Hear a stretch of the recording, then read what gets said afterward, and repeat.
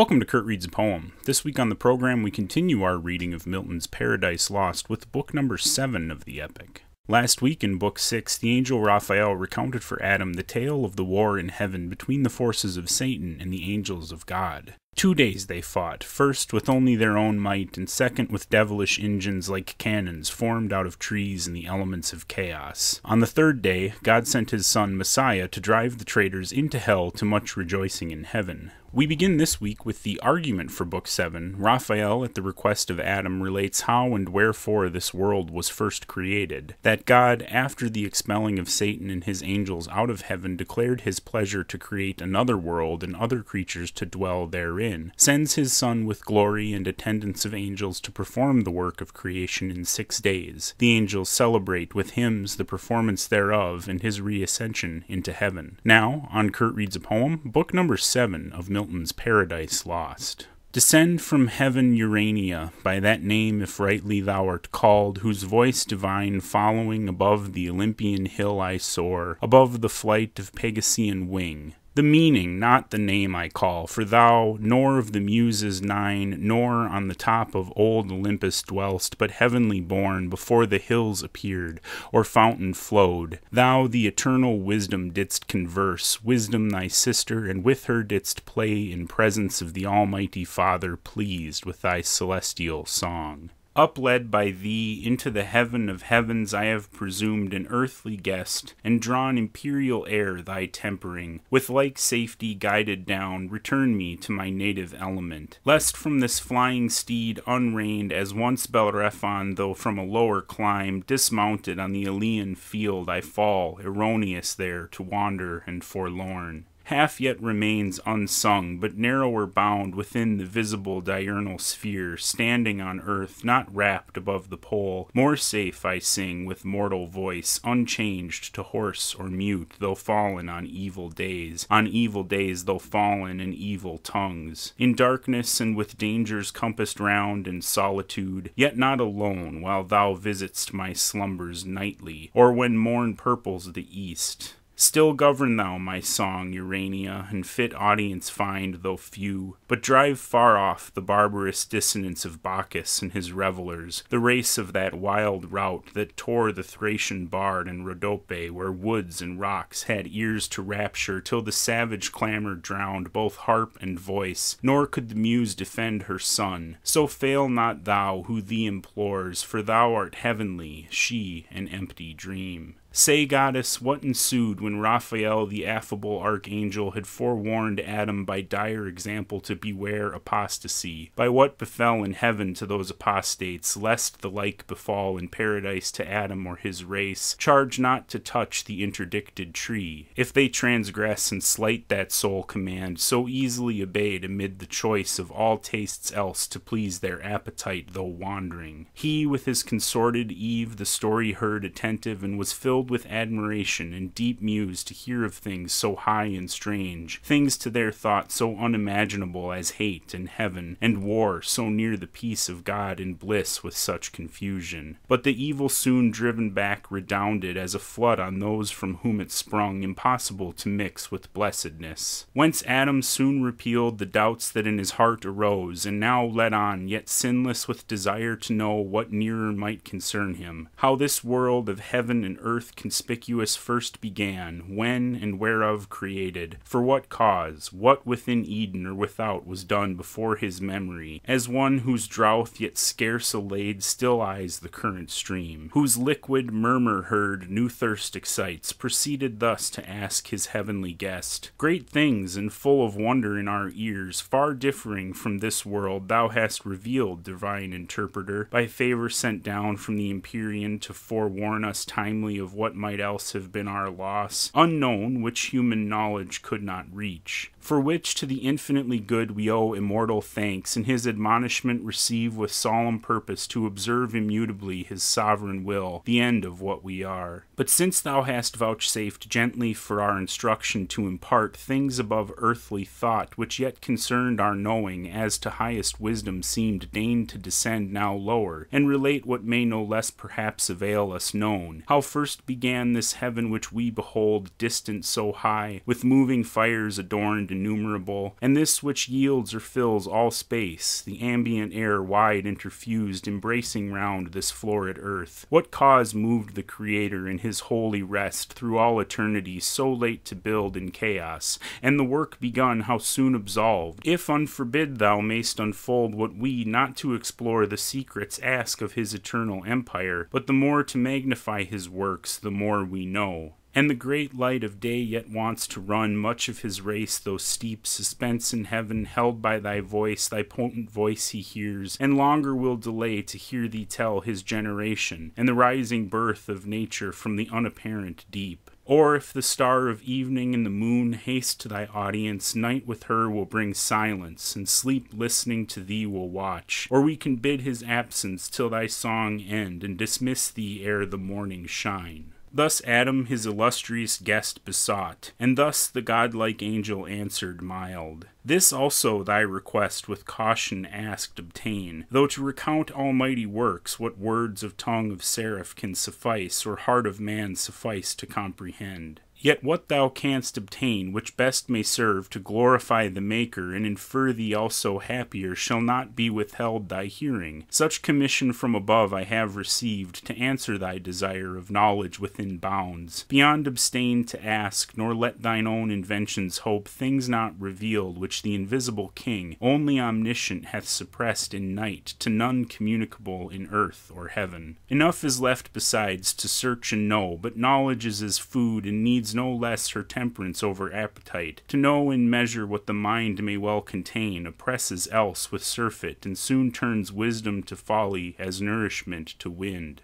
Know then that after Lucifer from heaven, so call him, brighter once amidst the host of angels than that star the stars among, fell with his flaming legions through the deep into his place, and that great sun returned victorious with his saints. The omnipotent eternal Father from his throne beheld their multitude, and to his Son thus spake. At least our envious foe hath failed, who thought all, like himself, rebellious, by whose aid this inaccessible high strength, the seat of deity supreme, us dispossessed, he trusted to have seized, and into fraud drew many, whom their place knows here no more. Yet far the greater part have kept, I see, their station. Heaven yet populous retains number sufficient to possess her realms, though wide, and his high temple to frequent with ministries due and solemn rites. But lest his heart exalts him in the harm already done, to have dispeopled heaven my damage fondly deemed, I can repair that detriment, if such it be to lose self lost, and in a moment will create another world, out of one man, a race of men innumerable there to dwell, not here, till by degrees of merit raised, they open to themselves at length the way up hither, under long obedience tried, and earth be changed to heaven, and heaven to earth, one kingdom, joy in union without end. Meanwhile, inhibit lax ye powers of heaven, and thou my word, begotten Son, by thee this I perform. Speak thou, and be it done. My overshadowing spirit and might with thee I send along. Ride forth, and bid the deep within appointed bounds be heaven and earth, boundless the deep, because I am who fill infinitude, nor vacuous the space. Though I uncircumscribed myself retire, and put not forth my goodness, which is free to act or not, necessity and chance approach not me, and what I will is fate. So spake the Almighty, and to what he spake his word the filial Godhead gave effect. Immediate are the acts of God, more swift than time or motion, but to human ears cannot without process of speech be told, so told as earthly notion can receive. Great triumph and rejoicing was in heaven when such was heard declared the Almighty's will. Glory they sung to the Most High, good will to future men, and in their dwellings peace. Glory to him whose just avenging ire had driven out the ungodly from his sight and the inhabitations of the just.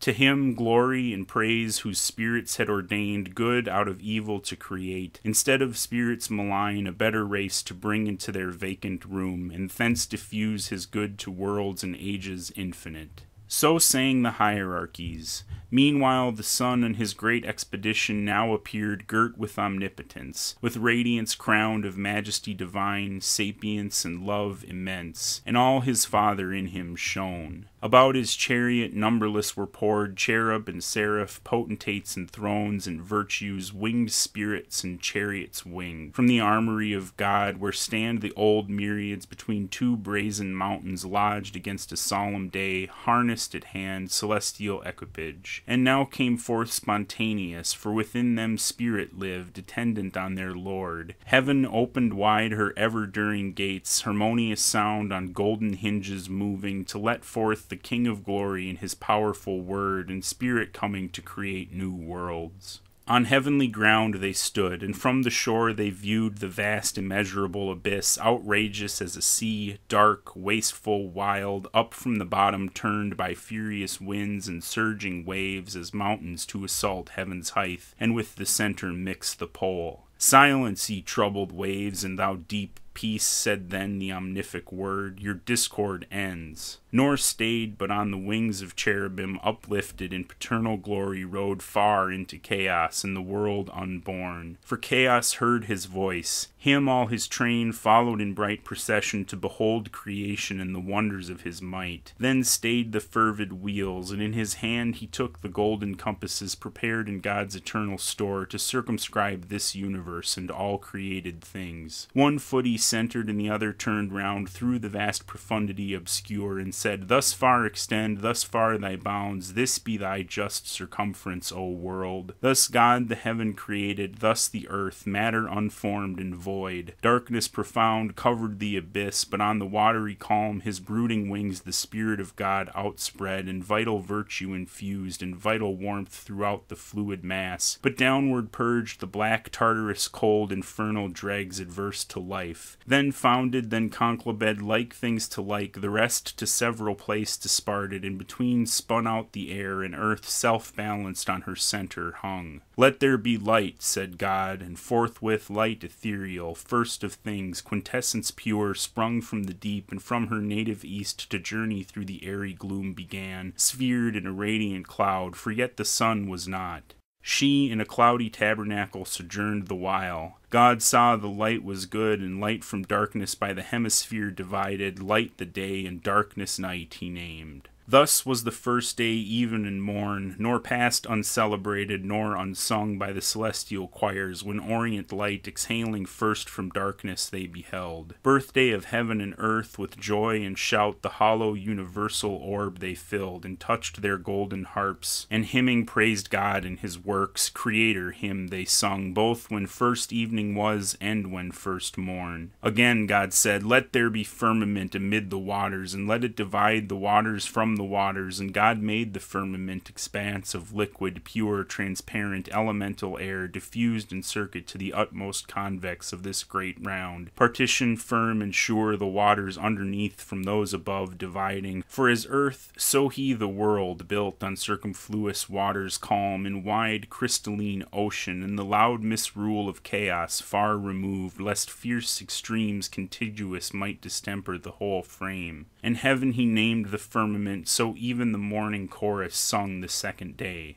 The earth was formed, but in the womb as yet of waters embryon immature involved appeared not. Over all the face of the earth main ocean flowed, not idle, but with warm prolific humor, softening all her globe, fermented the great mother to conceive, satiate with genial moisture. When God said, be gathered now, ye waters under heaven, into one place, and let dry land appear. Immediately the mountains huge appear emergent, and their broad bare backs upheave into the clouds, their tops ascend the sky. So high is heaved the tumid hills, so low down sunk a hollow bottom, broad and deep, capacious bed of waters. Thither they hasted with glad precipitance, uprolled as drops on dust conglobing from the dry. Part rise in crystal wall or ridge direct, for haste such flight the great command impressed on the swift floods, as armies at the call of trumpet. For of armies thou hast heard, troop to their standard, so the watery throng, wave rolling after wave, where they found,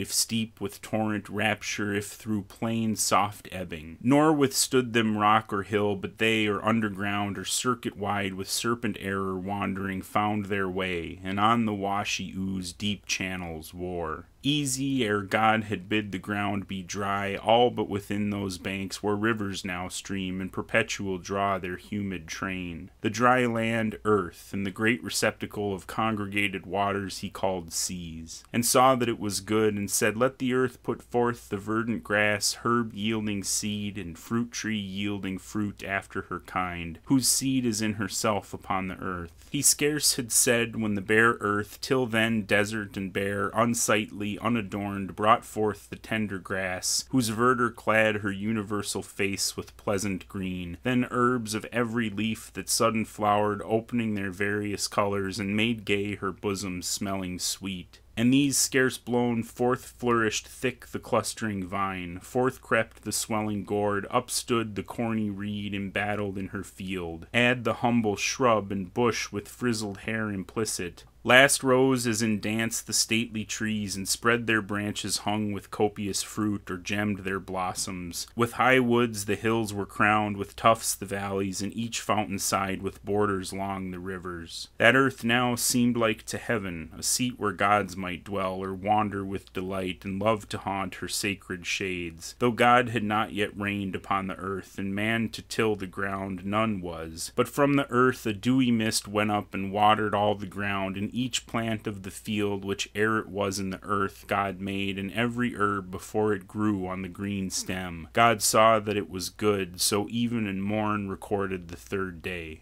Again Almighty God spake, Let there be lights high in the expanse of heaven to divide the day from night, and let them be for signs and seasons, and for days and circling years, and let them be for lights as I ordain their office in the firmament of heaven to give light on earth. And it was so. And God made two great lights, great for their use to man, the greater to have rule by day, the less by night altern, and made the stars and set them in the firmament of heaven to illuminate the earth, and rule the day in their vicissitude, and rule the night, and light from darkness to divide. God saw, surveying his great work, that it was good. For of celestial bodies first the sun, a mighty sphere he framed, unlightsome first, though of ethereal mold. Then formed the moon, globus, and every magnitude of stars, and sowed with stars the heaven thick as a field. Of light by far the greater part he took, transplanted from her cloudy shrine, and placed in the sun's orb, made porous to receive and drink the liquid light, firm to retain her gathered beams, great palace now of light. Hither as to their fountain other stars repairing, and in their golden urns draw light, and hence the morning planet gilds her horns. By tincture or reflection they augment their small peculiar, though from human sight so far remote with diminution seen. First in his east the glorious lamp was seen, regent of day, and all the horizon round invested with bright rays, jocund to run his longitude through heaven's high road. The grey dawn and the Pleiades before him danced, shedding sweet influence. Less bright the moon, but opposite and levelled west was set his mirror, with full face borrowing her light from him, for other light she needed none in that aspect, and still that distance keeps till night. Then in the east her turn she shines, revolved on heaven's great axle, and her reign with thousand lesser lights dividual holds, with thousand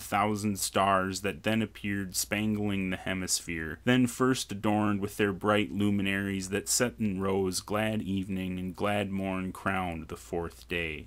And God said, Let the waters generate reptile with spawn abundant, living soul, and let fowl fly above the earth, with wings displayed on the open firmament of heaven. And God created the great whales, and each soul living, each that crept, which plenteously the waters generated by their kinds, and every bird of wing after his kind, and saw that it was good, and blessed them, saying, Be fruitful, multiply, and in the seas and lakes and running streams the waters fill, and let the fowl be multiplied on the earth. Forthwith the sounds and seas, each creek and bay, with fry innumerable swarm, and shoals of fish that with their fins and shining scales glide under the green wave, and skulls that oft bank the mid-sea. Part single or with mate graze the seaweed their pasture, and through groves of coral stray, or sporting with quick glance show to the sun their waved coats dropped with gold, or in their pearly shells at ease attend most nutriment, or under rocks their food and jointed armor watch. On smooth the seal and bended dolphins play, part huge of bulk, wallowing unwieldy, enormous in their gait, tempest the ocean. There Leviathan, hugest of living creatures, on the deep stretched like a promontory, sleeps or swims and seems a moving land, and at his gills draws in, and at his trunk spouts out a sea. Meanwhile, the tepid caves and fens and shores their brood as numerous hatch from the egg that soon bursting with kindly rupture forth disclosed their callow young. But feathered soon and fledged they summed their pens, and soaring the air sublime with clang despised the ground under a cloud in prospect. There the eagle and the stork on cliffs and cedar tops their eyries build. Part loosely wing the region, part more wise and common, ranged in figure wedged their way, intelligent of seasons, and set forth their airy caravan high over seas flying, and over lands with mutual wing easing their flight. So steers the prudent crane her annual voyage borne on winds. The air floats as they pass, fanned with unnumbered plumes. From branch to branch the smaller birds with songs solace the woods, and spread their painted wings till even. Nor then the solemn nightingale ceased warbling, but all night tuned her soft lays. Others on silver lakes and rivers bathed their downy breast. The swan with arched neck between her white wings mantling proudly, rose her state with oary feet. Yet oft they quit the dank, and rising on stiff pinions tower the mid-aerial sky. Others on ground walked firm, the crested cock whose clarion sounds the silent hours, and the other whose gay train adorns him, colored with the florid hue of rainbows and starry eyes. The waters thus with fish replenished, and the air with fowl, evening and morn solemnized the 5th day.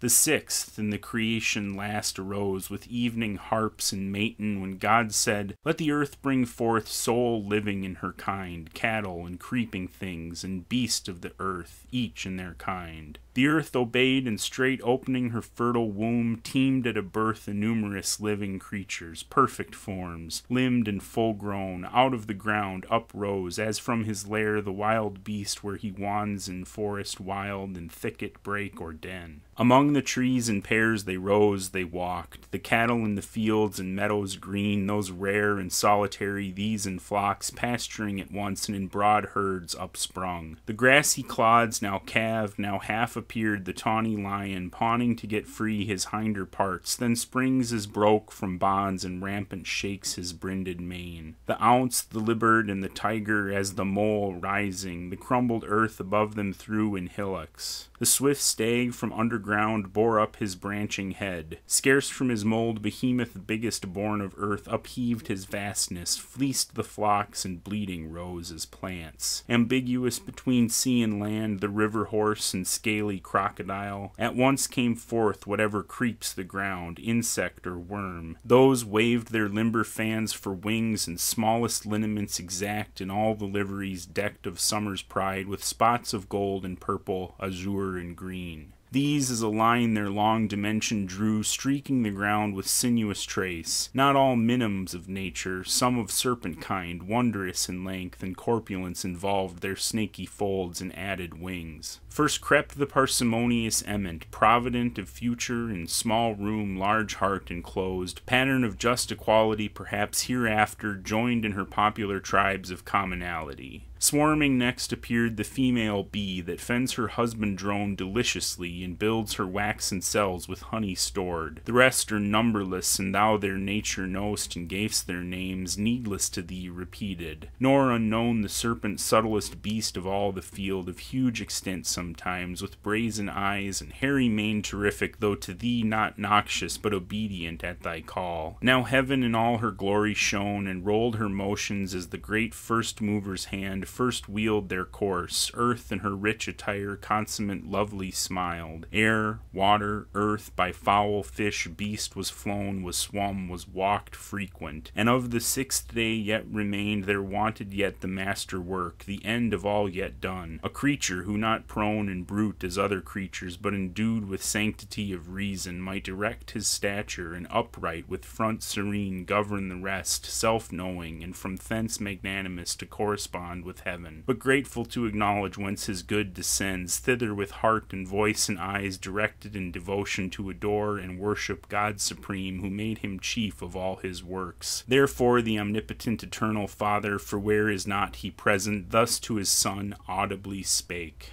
Let us make now man in our image, man in our similitude, and let them rule over the fish and fowl of sea and air, beast of the field, and over all the earth, and every creeping thing that creeps the ground. This said, he formed thee, Adam, thee, O man, dust of the ground, and in thy nostrils breathed the breath of life. In his own image he created thee, in the image of God express, and thou becamest a living soul. Male he created thee, but thy consort female for the race, then blessed mankind, and said, Be fruitful, multiply, and fill the earth, subdue it, and throughout dominion hold over fish of the sea, and fowl of the air, and every living thing that moves on the earth. Wherever thus created, for no place is yet distinct by name, thence, as thou knowest, he brought thee into this delicious grove, this garden, planted with the trees of God, delectable both to behold and taste, and freely all their pleasant fruit for food gave thee. All sorts are here that all the earth yields, variety without end. But of the tree which tasted works knowledge of good and evil thou mayst not. In the day thou eat'st, thou didst, death is the penalty imposed. Beware, and govern well thy appetite, lest sin surprise thee in her black attendant death. Here finished he, and all that he had made viewed, and behold all was entirely good, so even and morn accomplished the 6th day, yet not till the Creator from his work desisting, though unwearied, up returned, up to the heaven of heavens his high abode, thence to behold his new created world, the addition of his empire, how it showed in prospect from his throne, how good,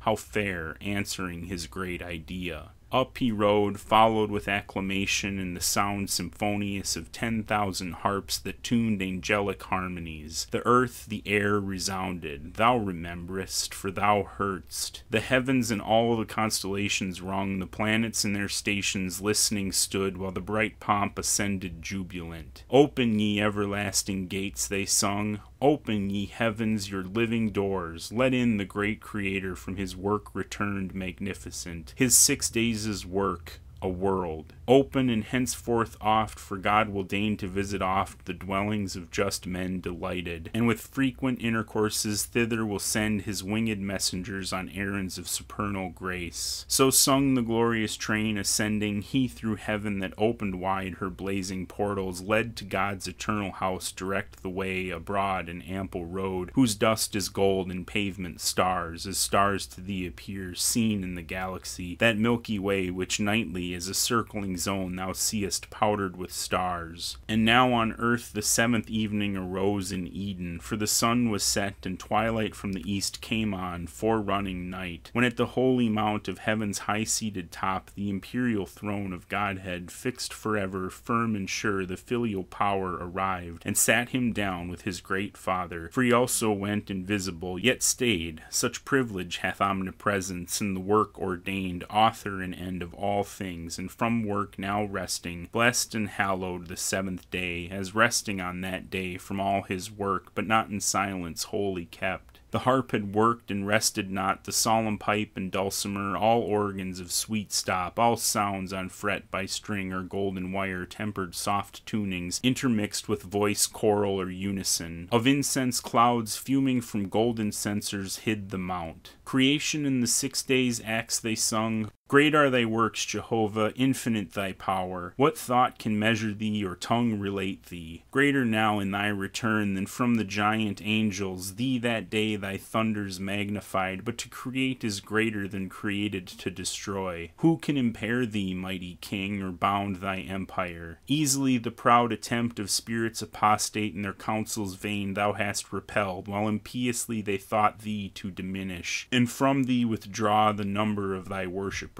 Who seeks to lessen thee against his purpose serves to manifest the more thy might. His evil thou usest, and from thence createst more good. Witness this new-made world, another heaven from heaven gate not far, founded in view on the clear high line, the glassy sea, of amplitude almost immense, with stars numerous, and every star perhaps a world of destined habitation. But thou know'st their seasons. Among these the seat of men, earth with her nether ocean circumfused their pleasant dwelling place. Thrice happy men and sons of men whom God hath thus advanced, created in his image, there to dwell and worship him, and in reward to rule over his works on earth, in sea or air, and multiply a race of worshippers holy and just, thrice happy if they know their happiness and persevere upright. So sang they, and the Empyrean rung with hallelujahs. Thus was Sabbath kept. And thy request think now fulfilled, that asked how first this world and face of things began, and what before thy memory was done from the beginning, that posterity informed by thee might know. If else thou seekest aught not surpassing human measure,